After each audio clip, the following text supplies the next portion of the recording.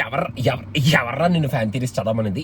అలా అలా అంటే అదే ఇప్పుడే మన ఆ వీపు మీద ఒంగోబెట్టి గట్టిగా బీట్ సారీ అదే గోట్ ఆ గోట్ మూవీ చూసి రావడం జరిగిందనమాట.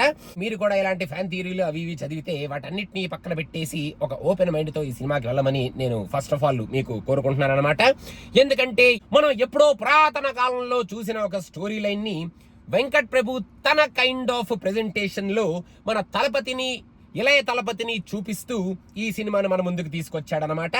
మూవీ స్టార్ట్ అవడం ఫస్ట్ నుంచి అసలు యాక్చువల్ గా ఈ సినిమాలో మరి ఏజెంట్ అంటారు, అదంటారు, ఇదంటారు, ఆ సీన్లన్నీ ఎలా ఉంటాయంటే మనం మిషన్ ఇంపాసిబుల్ మ్యూజిక్ టిన్ టిన్ టిన్ టిన్ టిన్ టిన్ అని చెప్పి నోటితో ఎలా అయితే వాయిస్తే ఉంటుందో ఈ సీన్ మనం చూస్తుంటే కూడా అలాగే ఉంటుంది అనమాట. బిల్డప్ ఎక్కువ, కాకపోతే గ్రాఫిక్స్, ఆ యాక్షన్ సీన్స్ మనకి విజువలైజేషన్ కొంచెం తక్కువ ఉంటుంది అనమాట. కాకపోతే ఎక్కువగా ఏమీ స్ట్రెస్ చేయలేదు బాబు వాటిని, అలా పల్చగా అలా వాడుకున్నారు ఫస్ట్ హాఫ్ యాక్చువల్ గా ఫస్ట్ 1 hour అలా వెళ్ళిపోతూ ఉంటది. తలపతి ఫ్యాన్స్ కి కావాల్సిన ఎలిమెంట్స్, కొన్ని కామెడీ డైలాగులు అక్కడెక్కడ వస్తుంటాయి తప్ప అక్కడ ఎక్సైట్మెంట్ ఏమీ ఉండదు. చాలా రొటీన్ గా రెగ్యులర్ గా స్టోరీ వెళ్ళిపోతూ ఉంటది. స్టోరీ పికప్ అయ్యే ఎలిమెంట్ ఏదైతే ఫస్ట్ హాఫ్ లో ఉంటదో ఆ పికప్ అయ్యే ఎలిమెంట్ కొంచెం స్ట్రాంగ్ గానే ఒక స్ట్రాంగ్ సీన్ ని పెట్టుకొని ఆ ఎలిమెంట్ ని మన వాళ్ళు పికప్ చేస్తారనమాట ఫస్ట్ హాఫ్ లో.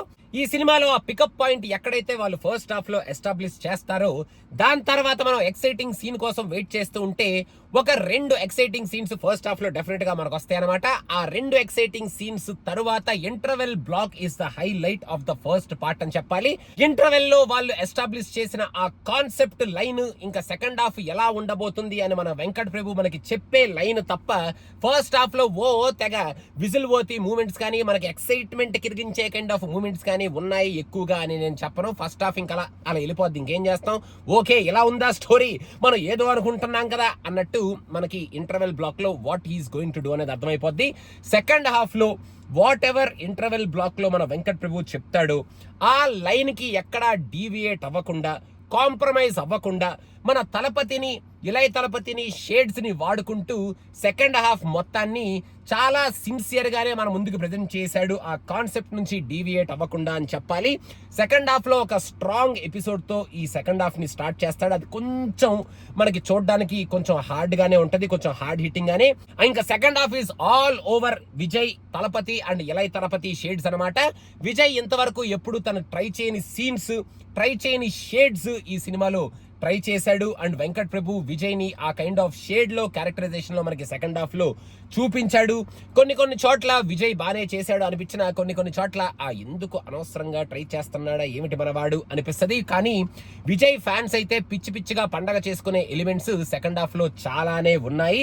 సెకండ్ హాఫ్ డెఫినెట్ గా లెందీగా ఉంది.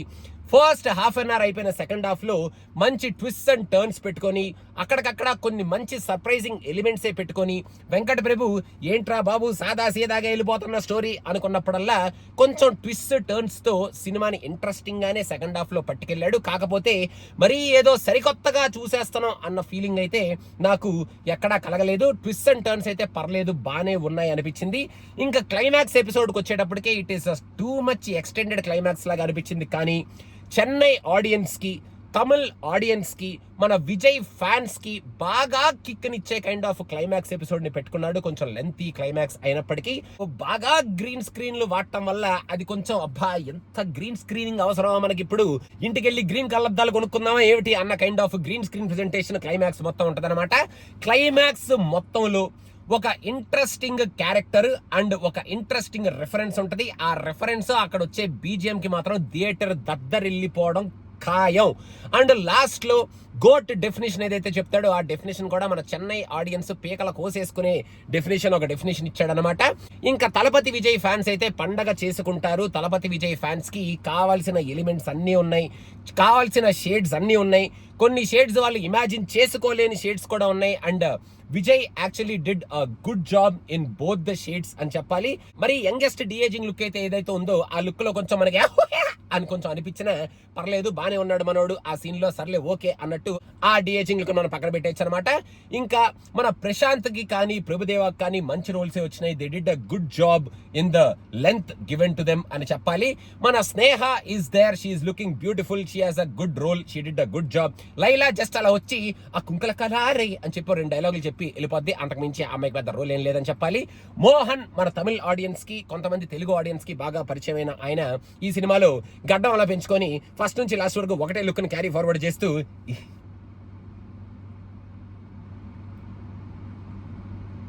అని చెప్పి నవ్వుతూ డైలాగులు చెప్పడమే తప్ప ఆయన పెద్ద అగ్రెసివ్ గా ఈ సినిమాలో రోల్ ప్లే చేశాడని చెప్పను కానీ he plays a very important key role as the villain of this movie అనమాట. But his role is very keen in this movie and key in this movie. ఆయన ఆ రోల్ ని పర్లేదు జస్టిఫై చేశాడు అలా నవ్వుకుంటూ అని చెప్పొచ్చు. ఇంకా చాలా మంది క్యారెక్టర్ ఆర్టిస్టులు ఉన్నారు, అందరికి పేర్లు మనం పెట్టలేం కాబట్టి పర్లేదు అలా వాళ్ళందరూ ఉన్నారు అని చెప్పాలి. మన యువన్ ఇచ్చిన మ్యూజిక్ బ్యాక్గ్రౌండ్ స్కోర్ బానే ఉంది కానీ మరి మన మన్ కాతా రేంజ్ లో అసలు అబ్బా ఇది కదరా బ్యాక్గ్రౌండ్ స్కోర్ అన్న ఫీలింగ్ అయితే నాకు అంతగా కలగలేదు. But background score is decent and good అని చెప్పాలి.